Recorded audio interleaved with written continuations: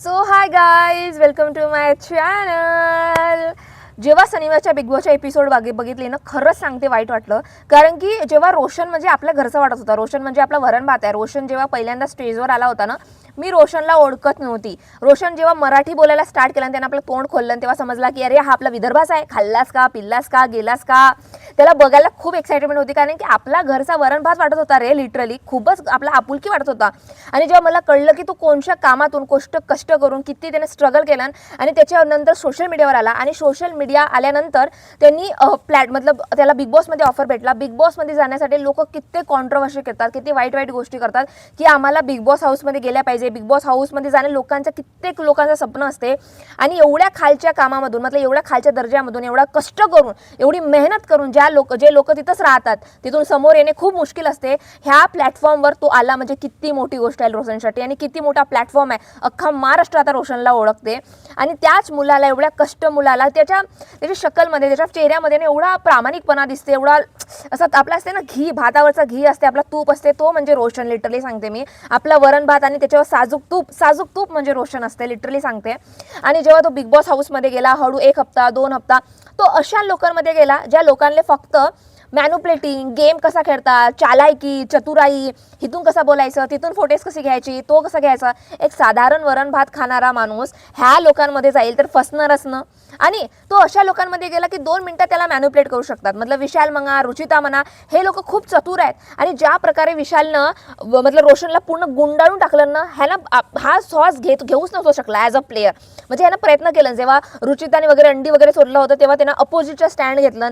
जेव्हा सेवक बनायचा कार्यक्रम होता तेव्हा पूर्ण काम केलं सेवकाचे, सर्व गोष्टी करत होता. पण हे जे विशाल वगैरे एवढे मॅन्युप्लेटिंग करत होता, एवढे मॅन्युप्लेटिंग की तो त्याचा गेमच नव्हता खेळत. एक पॉईंटवर त्याला 1 महिना झाला, एक पॉईंटवर त्याला सुद्धा खेळण्याची किंवा तो कॅप्टन्सीमध्ये आला तेव्हा त्याला स्वतःचे मी का बरं कॅप्टन आहे हे बोलण्याची, मतलब तो त्यानं काही सांगितलं नाही का मी का बरं आहे. किंवा त्याला म्हटलं मागच्याच एपिसोडमध्ये की विशाल कॅप्टन्सीच्या पात्रता का बरं नाही आहे सांग. त्यावर बिग बॉस म्हणतात की स्पष्ट कारण, मतलब व्यवस्थित द्या, तुम्हाला कारण देता येत नाही, असं वगैरे गोष्टी होतात. आणि जेव्हा हळूहळू ना आपल्याला समजायला लागलं की आता ना रोशनमध्ये इच्छाच नाही आहे राहण्याची, रोशनमध्ये किंवा ते तळप नाही आहे, रोशनमध्ये हार मानलं नाही. रोशनला चुगली दाखवला की रोशन चुगली दाखवेल, त्याला कळेल की त्याचेच लोक त्याला साप म्हणून डसत आहेत, तर त्याचा गेम खुलेल, तो टोडी सोडेल, काहीतरी वेगळा करेल, काहीतरी बॉम्ब करेल. परंतु दिसलाच नाही यार रोशन म्हणजे मी खरं सांगते, ह्या सर्व गोष्टी म्हणून आपल्याला वाटू शकते. आणि मी सुद्धा मागच्या व्हिडिओमध्ये म्हटली होती की रोशनना ॲज अ प्लेयर म्हणून खूप मला आवडला नाही आहे. कारण की 99% मी त्याला वोट देते, 98% त्याला वोट देते, 27% त्याला वोट देते मी नेहमी. आणि मला ॲज अ प्लेयर म्हणून ॲज अ तडपड वाटते की काहीतरी बोल, काहीतरी अपोजिटमध्ये बोल, काहीतरी स्टँड घे, काहीतरी पॉईंट ऑफ व्ह्यू ठेव. 1 महिना झाला ओके, पण आता काहीतरी कर ना. ॲज अ ऑडियन्स म्हणून आम्ही तुम्हाला सपोर्टच करत आहे, पण तुझ्यामध्ये जिंकण्याची वृत्ती नसेल तर आम्ही काय करू शकता, असं वगैरे मी बनवली होती. बरं असं वाटतं की आता गेल्यानंतर असं वाटतं की यार खरं माणसाची ना, तो खरं माणूस होता रोशन, खूप खरा माणूस. एवढा खरा माणूस ना की तो तसा वागूच नाही शकत. मतलब असते ना, एखादा माणूस असते, आजकालचा माणूस काय फक्त लालच बघते, आपला पैसा, आपला स्वार्थ, आपण कसे पुढे जाणार, लोकांना कसे मागे टाकणार, किंवा आपला काय दिसल्या पाहिजे, आपली फोटोज लागल्या पाहिजे, आपण टास्कमध्ये चांगला खेळल्या पाहिजे, आपण कॅप्टन बनल्या पाहिजे, आपण का, ह्या सर्व गोष्टी बिग बॉसमध्ये होतात. परंतु तो माणूस लिटरली एवढा साधा आहे यार, एवढा साधारण माणूस आहे.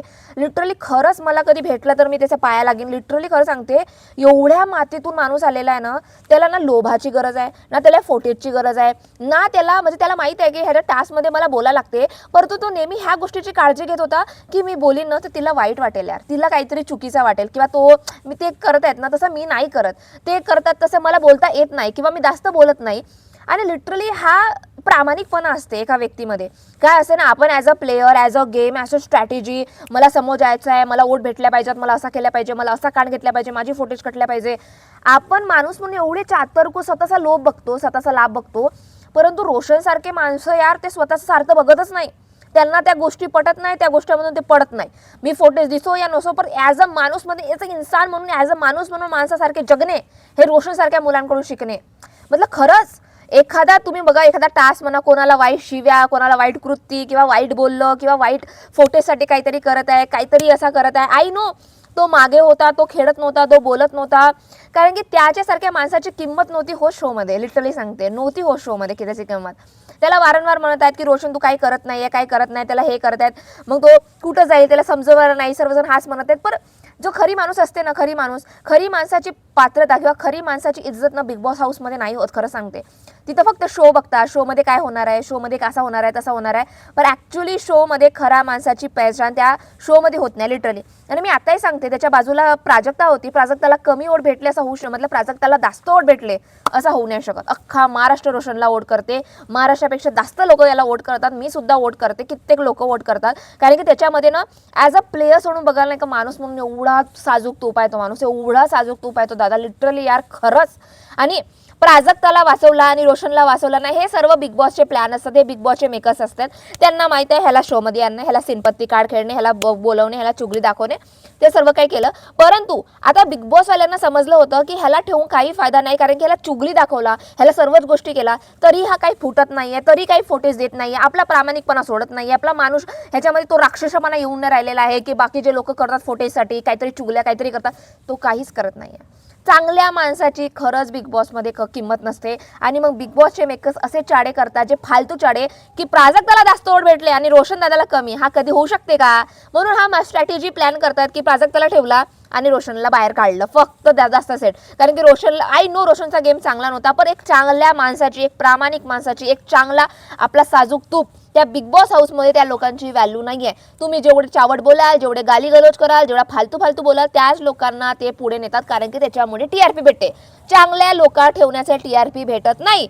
फॉर एक्झाम्पल, दिव्याचा एवढा मोठा मुद्दा बनवला धमकीचा, तो काही होता नाही. रुचिता एवढी नालायक शिव्या देते, फाटलेल्या तोंडाची, तोबाड बघणं, हे बघणं, तिला ठेवतात. सचिन दादाला कमी वोट भेटले आणि रुचिताला जास्त वोट भेटले. काही पण मूर्ख म्हणा, म्हणजे आमच्या डोक्यावर काही ना काही सी लिहिलाय, आम्ही पागल आहोत इथं बसलेला ॲज ऑडियन्स. लिटरली यार रोशन दादासोबत लिटरली खूप वाईट झालं मला असं वाटते, पण रोशन दादा खूप चांगला आहे, साजूक तूप होता यार लिटरली. मतलब माणूस म्हणून कसं जगायचं, माणूस म्हणून कसं राहायचं, माणूस म्हणून आपल्या समाजामध्ये, आपल्या मित्रमंडळामध्ये, आपण एखाद्या शोमध्ये गेलो कसं राहायचं, एक माणूस म्हणून माणूस की कशी असणे, हे रोशन दादाकडून शिकायला भेटते. खरंच रोशन इज बेस्ट.